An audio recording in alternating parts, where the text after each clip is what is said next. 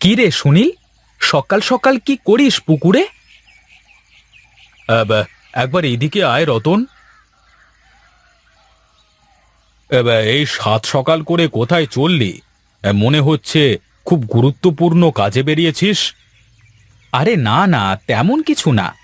গঞ্জে যাওয়া আসাই তো আমার কাজ। এত বড় ব্যবসা দেখবার মতো তো আর কেউ নেই। সত্যি বলেছিস। বেশি সম্পদ থাকলে মানুষের আরামের ঘুম হারাম হয়ে যায়। কি আর করব, কিসমতি ऐसी। বলি, এত সম্পদ কে খাবে? ঘরে চার চারটে বউ, কেউ একটা সন্তান দিতে পারলো না। যদি না থাকে কপালে, চাইলেই কি আর আসবে? কত চেষ্টাই তো করলাম। হাল ছাড়া যাবে না, আমি আছি তো তোর সাথে। এখন তবে যাই রে, একটু ছোট কাজ আছে, সেরেই বাড়িতে ফিরে আসব। বেশ বেশ, যা তবে। আর শোন শোন, আসবার সময় গঞ্জের একটা মিষ্টি পান সাথে করে নিয়ে আসিস, কেমন? আচ্ছা ঠিক আছে, এসে ডাক দেব তাহলে, কেমন?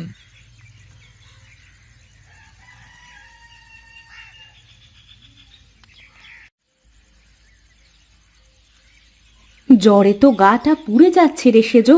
এখুনি ডাক্তারের কাছে নিয়ে যেতে পারলে ভালো হতো। এখন তো উনি বাড়িতে নেই, মা হয়তো এখনো তার ঘরে শুয়ে আছে। কিভাবে কি করব? তুই গিয়ে মাকে সব বলে দেখ, উনি কি বলেন। আমি পারবো না। আমাকে কি দিয়ে কি বলে দেবে? আমিও সে এক কথা বলে দিলে তখন আমার লঙ্কা কাণ্ড হয়ে যাবে। বেশ, তুই তাহলে বুবুর কাছে বস, আমি যাব আর আসবো।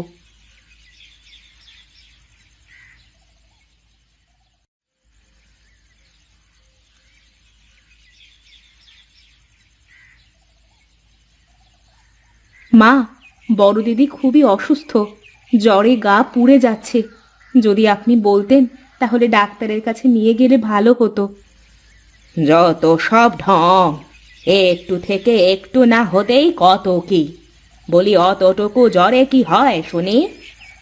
মা, জ্বরে গা পুড়ে যাচ্ছে, মাঝে মধ্যে কাঁপুনি দিচ্ছে, তাই আপনাকে জানাতে আসলাম।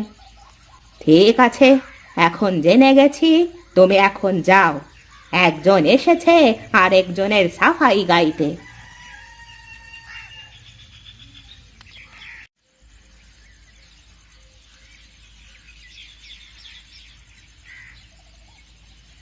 কিরে ছোট, তোর রান্না কত দূর?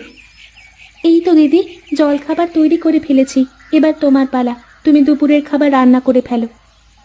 বড় দিদির শরীরটা খুব খারাপ, মেজো দিদি আজ তাই কোনো কাজ করতে পারবে না।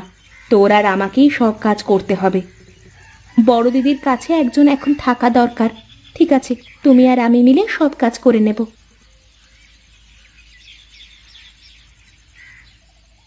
কিরে ছোট, শুনলাম উনি নাকি আজকাল তোকে একটু বেশিই ভালোবাসে। রাত বেরাতে কত কি এনে দেয় তোকে। কি যে বলো না দিদি, তোমাদেরও কি কম দিয়েছে কিছু? আমি তো এখন তোমাদের থেকে ছোট, তাই আমাকে কি দিল কি না দিল সেটা তোমরা কেন দেখতে যাবে? আরে ধুর, আমি কি তা বলেছি নাকি? জানিস তো, আমাদের সবারই কপাল পোড়া, একটা সন্তানও আমরা তাকে দিতে পারিনি। তাই তো আমাদের সকলের ইচ্ছে তোকে দিয়ে যেন ওনার মনের ইচ্ছেটা পূরণ হয়। সবই বিধাতার লেখা দিদি, কি জানি কপালে কি আছে।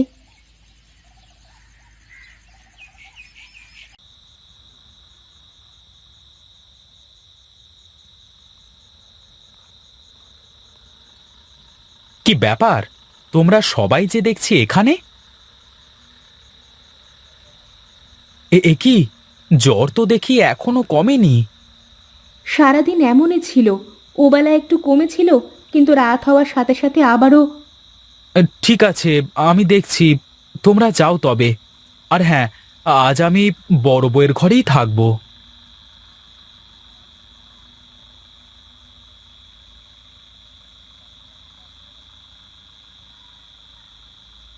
তুমি ভালো হয়ে যাবে বড় বউ। এই নাও, এই জড়িবুটিটা খেয়ে নাও। এবার চুপচাপ শুয়ে থাকো, কালকে সকালেই তুমি ভালো হয়ে যাবে।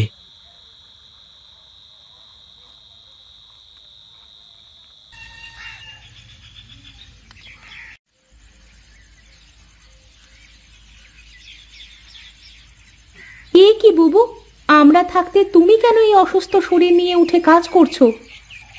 ওরে, এখন তো আমি ভালো হয়ে গেছি, আমার সব জ্বর সেরে গেছে। বাহ বাহ, এক রাতের মধ্যে কি এমন জাদু হলো যে তোমার সব জ্বর একেবারে সেরে গেল? উনি জড়িবুটি এনে দিয়েছেন, সেটা খেয়েই জ্বর সাথে সাথে চলে গেছে। আপনি এত সকাল করে কোথায় চললেন শুনি? আজ একটু সুনীলের সাথে এক সাধু বাবার কাছে যাব। উনি বলেছেন উপবাস করে সকালবেলায় ওনার সাথে দেখা করতে। বেশ তো, তাহলে যান, আর সাবধানে যাবেন, তাড়াতাড়ি বাড়িতে ফিরে আসবেন।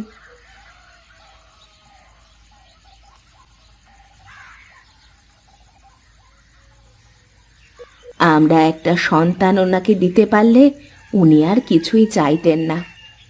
ঠিক কথাই বলেছ বুবু, ঘরে চার চারটে বউ, কিন্তু কেউ একটা সন্তান দিতে পারে না। এটা যে আমাদের বড় কষ্ট।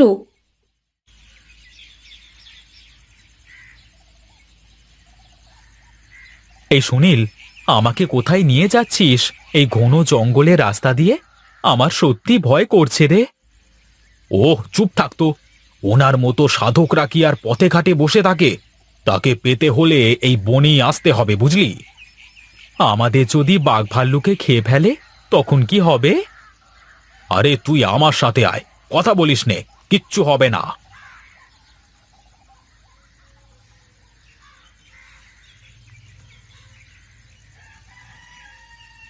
এটাই বুঝি তোর সেই সাধু বাবা? আসতে বল, আসতে বল, উনি শুনে ফেলবে। এই বস বস, এখানে বসে পড়। বলো, আমি তোমাদের কি উপকার করতে পারি? বাবা, আমার অনেক সম্পদ, কোনো কিছুর অভাব নেই। একটা না, চার চারটে বিয়ে করেছি, কিন্তু কেউ আমাকে একটা সন্তান দিতে পারে না। ওরে মূর্খ, এ যে তোরই কর্মের ফল। তুই যদি বুঝে শুনে চলতিস তাহলে তোকে এই অভিশাপ নিতে হতো না। সাধু বাবা, এই অভিশপ্ত জীবন থেকে মুক্তি পাওয়ার কি কোনো উপায় নেই? আছে আছে, অবশ্যই আছে। এই নে, এই ফুলটা রাখ। তোর পঞ্চম বইয়ের গর্ভেই আসবে তোর সন্তান। মনে রাখিস, একবার কিন্তু হারালে আর পাবি না।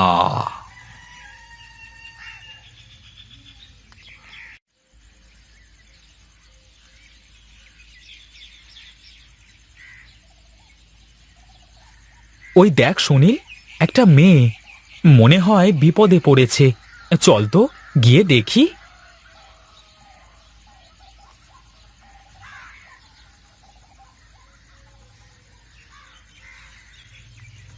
মেয়েটাকে বোধহয় সাপে কেটেছে রতন। আপনাকে যে কি বলে ধন্যবাদ জানাবো। না না, ধন্যবাদ জানানোর দরকার নেই। তুমি কে, আর এই গহীন বনে কি করো? আমার এই পৃথিবীতে কেউ নেই। বাবা মারা যাবার পর গ্রামের সবাই আমাকে এই বনে বনবাসে পাঠিয়েছে। তুমি যদি চাও আমাদের সাথে যেতে পারো, তুমি আমার বাড়িতে থাকতে পারবে। না, আপনাদের শুধু শুধু কষ্ট দিতে আমি চাই না, আমি থাকতে পারবো।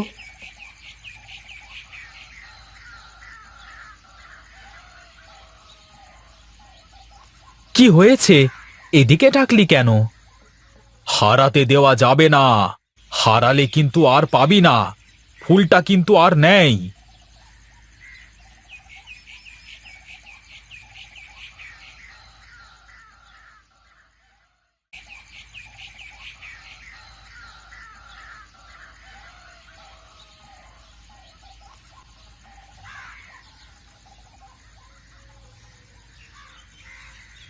সবাই শোনো, এখন থেকে রাধা হলো এই বাড়ির ছোট বউ। তোমরা সবাই ওকে বড় বোনের মতো করে রাখবে। ঠিক আছে, এখনো পর্যন্ত কি আপনার একটা কথারও বাইরে কিছু করেছি আমরা? আপনি যা বলবেন তাই হবে। শোনো বোন, এবার কিন্তু এই ঘর জুড়ে একটা ফুটফুটে বাচ্চা তোমাকে আনতেই হবে।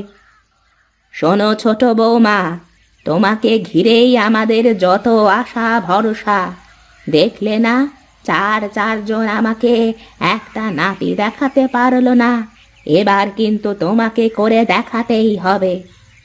তুমি এখন যাও তো মা, ও খুবই ক্লান্ত। হ্যাঁ, আমি তো যাবই।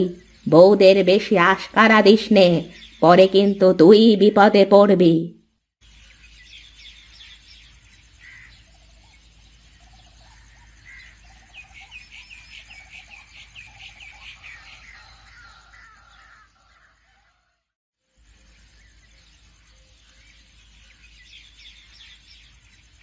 বাহ, তোমার কোলে তো লক্ষ্মী হয়ে শুয়ে আছে, একটুও কান্নাকাটি কিছুই করে না।